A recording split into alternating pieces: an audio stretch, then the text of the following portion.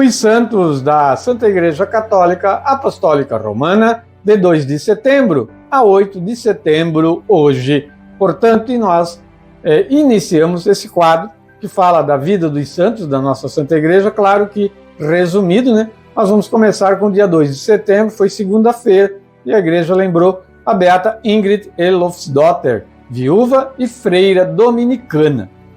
Beata Ingrid Elofsdotter nasceu em Skänninge, na Suécia, no século XIII.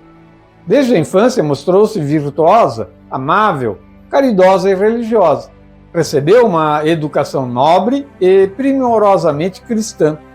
Alma de ideais cândidos, viveu desde os primeiros anos num fervor de piedade que nunca falhou. Em 1281, já viúva, fez seus votos perpétuos. Fundou um mosteiro sobre as réguas de São Domingos.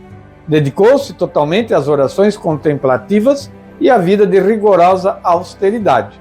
Isso aconteceu em 15 de agosto de 1281. Faleceu em 2 de setembro do ano de 1282, no convento de Skänninge, quando era priora daquele mosteiro, com tal fama de santidade e de prodígios maravilhosos, tanto que o seu culto logo se estendeu aos povos vizinhos. Na terça-feira, 3 de setembro, dia de um grande papa da nossa igreja, né? Um dos maiores papas que a igreja teve, né? São Gregório Magno, doutor da igreja, né? Papa e doutor da igreja. Gregório nasceu em Roma no ano de 540, em uma família patrícia conhecida como Anice, de grande fé cristã. Ele prestou muitos serviços à sé apostólica. Seus pais, Gordiano e Silvia, que a igreja venera como santa, no dia 3 de novembro, né? No dia 3 de novembro, transmitiram-lhes nobres valores evangélicos, mediante seu grande exemplo. Após seus estudos de direito, Gregório empreendeu a carreira política e ocupou o cargo de prefeito da cidade de Roma.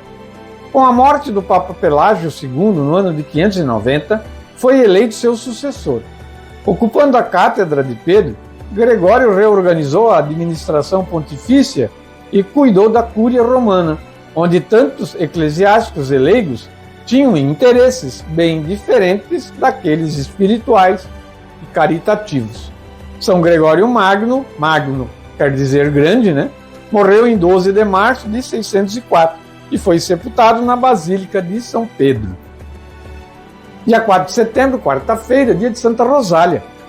Rosália é uma virgem não mártir que viveu muitos séculos depois e se tornou a padroeira de Palermo em 1666, com o culto oficial estendido a toda a Sicília. Santa Rosália, que nasceu em Palermo no século XII e, segundo os antigos livros litúrgicos, morreu em 4 de setembro de 1160, com a idade de 35 anos. Diz a lenda que era filha do duque Sinibaldo, senhor feudal, senhor de Quisquínia e Rosé, localidades situadas entre Bivona e Fridze, na zona de Palermo, e de Maria Guiscarda, prima do rei normando Rogério II. Muito jovem, foi chamada Palazzo dei Normanni, à corte da rainha Margherita, esposa de Guilherme I da Sicília. Sua beleza atraiu a admiração de nobres cavaleiros. Segundo a tradição popular, o pretendido mais assíduo foi Balduíno. Balduíno, que foi o rei de Jerusalém, né, depois de uma das cruzadas. Rosália viveu naquele feliz período de renovação cristã católica, que os reis normandos restabeleceram na Sicília, depois de expulsarem os árabes, que a haviam tomado de 827 a 1072, favorecendo a expansão dos mosteiros basilianos na Sicília Oriental e dos beneditinos na Sicília Ocidental, apreciando também a obra religiosa e monástica dos cartuchos de São Bruno e o cisterciense de São Bernardo de Claraval. Foi quarta-feira, então. Dia 5 de setembro, quinta-feira, Santa Teresa de Calcutá. Agnes Gongsha Bojayu, a futura Madre de Teresa, nasceu em uma família albanesa, em Skopje, no dia 26 de agosto de 1910. Foi batizada com o nome de Gongsha Agnes. Em setembro de 1928, Agnes deixa sua casa e entra para o Instituto da Bem-aventurada Virgem Maria, em Dublin. Ali recebeu o nome de Maria Teresa. No ano seguinte foi para a Índia, onde por quase 20 anos viveu feliz em uma escola da sua congregação, lecionando aos jovens ricos da região. Nos últimos anos da sua vida, apesar da sua enfermidade e da noite escura do espírito, ela não poupou esforços e continuou a se dedicar incessantemente às necessidades dos que mais precisavam. Madre Teresa faleceu no dia 5 de setembro de 1997, em Calcutá. Na sexta-feira, 6 de setembro, dia de São Liberato de Louro. Liberato nasceu na pequena Louro Piceno, província de Macerata, na Itália. Mas o jovem Liberato, ouvindo o chamado de Deus e por sua grande devoção à Virgem Maria, abandonou toda a riqueza e conforto para seguir a vida religiosa. Liberato foi um nobre que se tornou frade. Vestiu o hábito da Ordem dos Frades Menores de São Francisco, onde sua vida de virtudes valeu-lhe a fama de santidade. Quando atingiu a idade de 45 anos, sua virtuosa vida chegou ao fim. Caiu gravemente enfermo, ficando entre a vida e a morte. Não conseguia beber nada. Por outro lado, recusava-se a receber tratamento com medicina terrena, confiando somente no médico celestial, Jesus Cristo, e na sua abençoada mãe. Ela, a mãe de Cristo, milagrosamente o visitou e consolou quando estava em oração, preparando-se para a morte. Acompanhada de 3 santas virgens e com uma grande multidão de anjos, Maria aproximou-se de sua cama. Ao vê-la, ele experimentou grande consolo e alegria da alma e do corpo, e suplicou-lhe, em nome de Jesus, que o levasse para a vida eterna, se tivesse tal merecimento. Chamando-o por seu nome, a Virgem Maria respondeu: Não temas, filho, que tua oração foi ouvida, e eu vim para confortar-te antes de tua partida desta vida. Assim, Frei Liberato ingressou na vida eterna numa data incerta do século XIII. 7 de setembro, sábado, dia do Beato Vicente de Santo Antônio. Beato Vicente de Santo Antônio nasceu no castelo de Albufeira em 1590. Seus pais, Antônio Simões e Catarina Pereira, educaram-no na piedade e nos bons costumes. Passada a infância, enviaram-no para Lisboa, onde, depois de ter revelado um talento multiforme ao longo da carreira eclesiástica, ordenou-se sacerdote aos 27 anos. 4 anos depois, em 1621, já estava no México, onde entrou na Ordem de Santo Agostinho. Feita a profissão, cedo sentiu inflamar a alma dele para o fervor das missões, com aspirações ao martírio na perseguição religiosa do Japão, e para lá partiu em 1623. Ele foi descoberto e preso em 1629. Procuraram fazê-lo renegar a sua fé cristã, a fé religiosa e sacerdotal, sujeitando-o a 5 banhos sucessivos de água a ferver. Mas ele manteve-se invulnerável até ao derradeiro combate, a tormento do fogo, foi queimado vivo.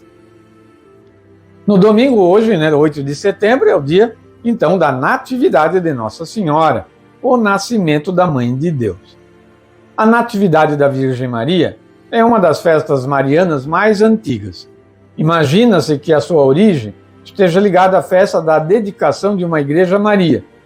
Segundo a tradição, era a casa dos pais de Maria, Joaquim e Ana. É localizada em Jerusalém. Foi construída no século IV. A Basílica de Santa Ana é onde nasceu a Virgem.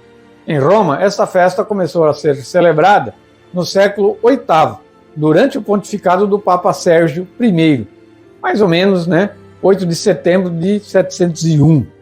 A Igreja Católica não costuma celebrar o dia de nascimento dos santos, mas o da sua morte. Há, contudo, 3 celebrações de nascimento que são celebradas, A de Jesus Cristo, no Natal, A de São João Batista, ainda no ventre de Isabel, manifestou-se diante da proximidade de Maria, que esperava Jesus e fora visitar sua parente. E o da própria Virgem Santíssima. Então são os 3, De Jesus, São João Batista e de Maria. Nos evangelhos, não encontramos citações sobre esta festa, tampouco os nomes dos pais da Virgem são mencionados.